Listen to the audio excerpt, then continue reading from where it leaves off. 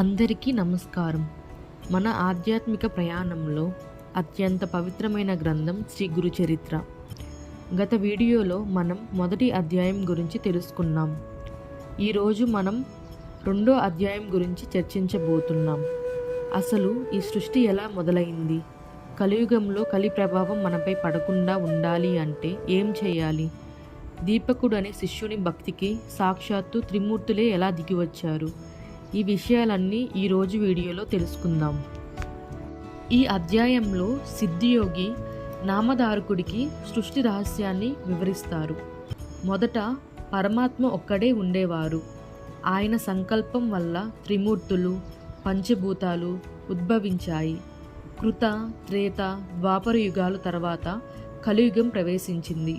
కలియుగంలో అధర్మం పెరుగుతుందని గ్రహించిన బ్రహ్మదేవుడు కలిపురుషుణ్ణి పిలిపించి ఒక హెచ్చరిక చేశారు.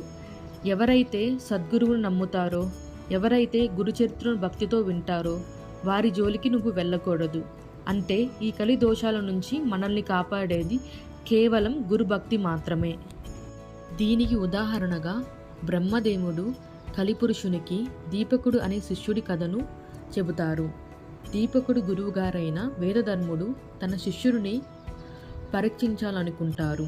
ఆయన దీపకుడితో, నాయనా, నేను నా గత జన్మ పాపాలను అనుభవించడానికి కుష్టి వ్యాధిగ్రస్తుడిగా అంధునిగా మారి కాశీలో ఉండాలి.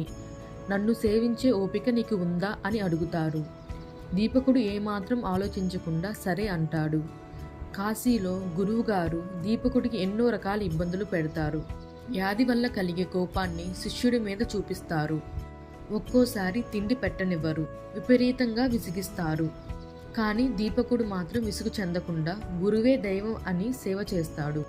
దీపకుడి గురుభక్తికి మెచ్చి సాక్షాత్తు కాశీ విశ్వేశ్వరుడు ప్రత్యక్షమై వరం కోరుకోమంటారు. కానీ దీపకుడు, నా గురువు అనుమతి లేనిదే నేను ఏ వరము తీసుకోను అని సున్నితంగా తిరస్కరిస్తాడు.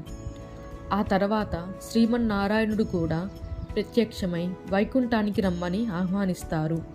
అప్పుడు కూడా దీపకుడు, నాకు నా గురువు సేవ కంటే ఏది ముఖ్యం కాదు అని బదులిస్తాడు. చివరికి గురువు వేదధర్ముడు సంతోషించి ఇదంతా కేవలం తన భక్తికి పరీక్షించడానికే అని చెబుతారు. దీపకుడికి సకల జ్ఞానాన్ని, మోక్షాన్ని ప్రసాదిస్తారు. ఈ వీడియో మీకు నచ్చినట్టయితే లైక్ చేయండి. ఆధ్యాత్మిక చింతన ఉన్న మీ మిత్రులకు షేర్ చేయండి.